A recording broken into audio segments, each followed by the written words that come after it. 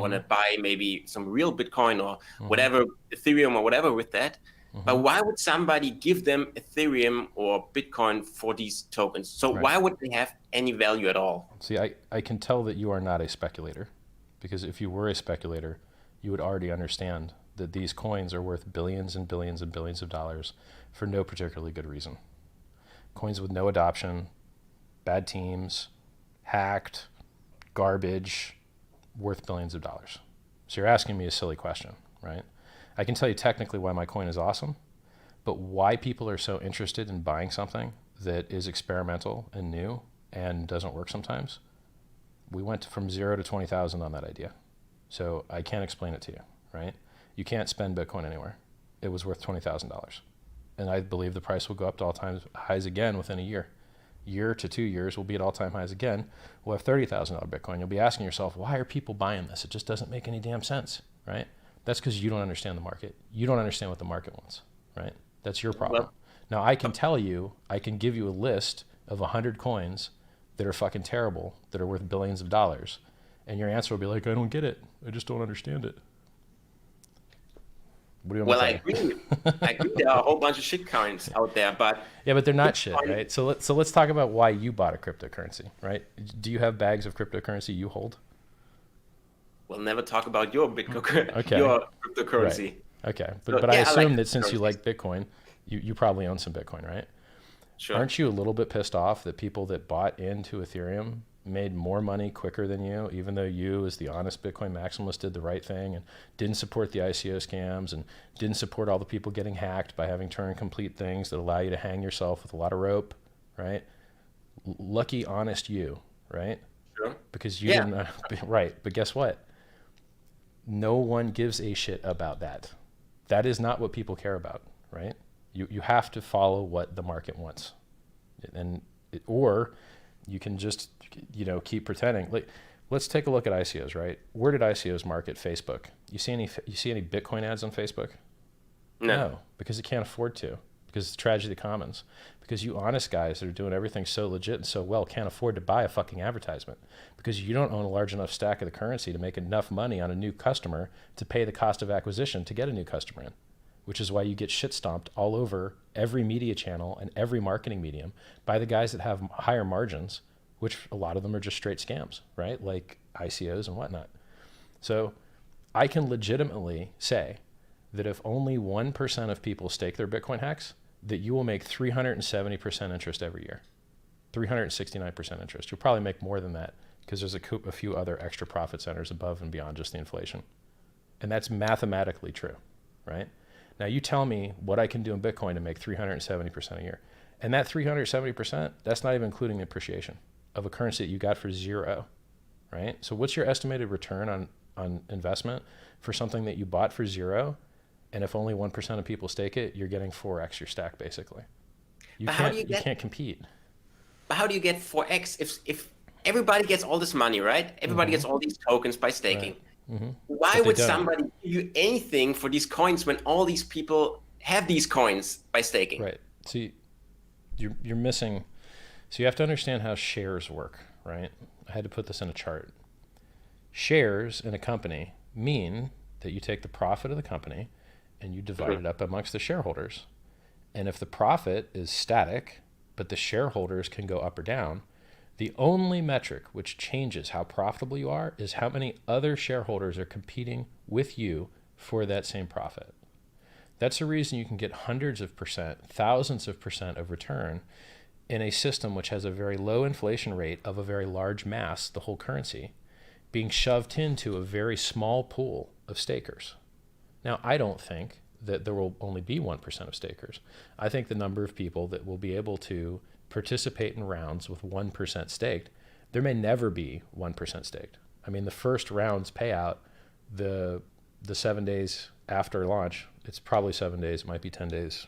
We haven't decided exactly how long that period will be yet. Right now it's 7. 2 weeks ago it was 10. It may never be 1%. The number of people staking their coins for all those extra bonuses is very likely to exceed 1% because the bonuses are so good. So if 100% of the currency was staked, the inflation's 3.69%. If half the currency is staked, your return on investment in the share pool on average is 2x. If only 25% of the currency is staked, the share pool profit is 4x, because it's taking the same static amount of profit and shoving it into 4 times less people, right? If only 10% of people stake, it's taking the inflation of the whole currency, a lot of energy, right, and shoving it into a very small number of people, which amplifies their returns individually. Now, in that pool, if you stake longer, you get more shares, which reduces the payout of people that stake less long than you in the same pool. So there's kind of a war for staking longer, because you get 20% extra bonus shares every extra year you stake, just like you do in the real world. In the real world, I modeled certificate of deposit CD returns, and it appears that they pay you about 10 to 20% extra for every extra year longer you stake, in comparison to what you would have been paid less, right? So you get maybe an extra percent for staking an extra 2 years, 3 years, right? You go on bankrate.com and look up the average CD rates. So I modeled what we do in the real world, where people get paid extra interest for locking up their money for longer, and I just put it on the blockchain. Except in the CD world, you don't get paid more if less people use the CD product. But in this product, you get paid more if less people use the lockup function, because we're keeping a static interest rate for the whole currency, which has a lot of mass, and we're shoving it to the little pool of people that want to lock up their coins. That's the way you can get hundreds of percent return on something that inflates less than Bitcoin does. Last year, Bitcoin inflated 4.12%, 4.16%, 4.1 something percent. I think it's averaged down now to like 3.6 future forward. So we should be tied with Bitcoin inflation currently. Well, maybe I just don't understand the concept enough. You're not going to. You can't explain to me why any other altcoin that's not Bitcoin is worth billions of dollars. That's your problem. Well, because people thought that could be the next Bitcoin. So that could be the next world reserve currency someday, maybe ever. I don't know. That's why people bought EOS or Monero, because they want to buy drugs or whatever. No, but half these sales pitches aren't that, right? So IOTA's sales pitch is, oh yeah, look at all these partnerships we got. We're going to be the Internet of Things thing. They're not even trying to be a currency. They're not even trying to be human usable as per their sales pitch. It's all for machine to machine crap, right? So yeah, people believe it. That's everyone bought their vertical sales pitch for this new world-changing thing that they're trying to get into, right? Bitcoin's original sales pitch was, we're going to be a currency.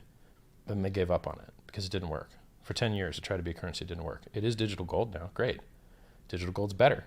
A lot of people aren't happy with that, like the Bitcoin Cash guys. They still want to be a currency, right? Ethereum's thing is they want to be a world computer, right? Monero's thing is they care about fungibility. My thing is trustless interest. I invented the first blockchain trustless interest CD product on the whole blockchain ecosystem. I'm the only system where you can get paid more for locking your coins for longer. And it's not like masternodes where you can just unlock whenever you want. When you lock in this, if you try and unlock early, you will pay a penalty. If you serve half your time, you can get out with your principal. If you don't serve half your time, you're getting hit on your principal. So you better, if you're inflating your shares and taking all those bonus shares and reducing everyone else's payout because you said you were going to stake longer, boy, you better, right? And then if you don't stake as long as you said you would, you get penalized, and a portion of that payment goes to the people that stayed staked. I invented all that. It ain't nowhere else on the blockchain, and it's better game theory than Bitcoin has. In Bitcoin, if you want to earn interest on your Bitcoin, you've got to give your coins to a counterparty, hope that they go and lend them out with interest to go short, right? Hope that they pay you back, hope that they don't get attacked. That's a lot of hope to make, 10, 20% a year, right? Why don't you just lock your coins in the same contract that created them and get paid trustlessly interest, fairly, and if everyone locks up their coins, everyone gets paid less. But guess what? If everyone locks up their coins, what do you think is going to happen to the market value of the coin, assuming static or increasing demand? So if more people lock up their coins, there's less circulating supply, the market price goes up, and everyone's actual payouts on each round go down because more people join the pool. Totally fair. Now what happens if less people lock their coins? Then the rate that you get paid for locking goes up. It's just like Bitcoin mining. It's self-balancing. When Bitcoin has too many miners, it becomes less profitable, miners shut off, and then it becomes profitable again. So that the amount of security that Bitcoin has always roughly tracks the amount of money in the ecosystem. It's better that way. This system does the same thing, except instead of enriching a bunch of companies in Asia to make chips, and they don't particularly seem like good actors. I haven't seen them do nice things in the ecosystem.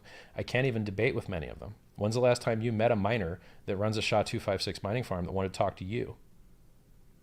I haven't met too many, and I'm out there, right?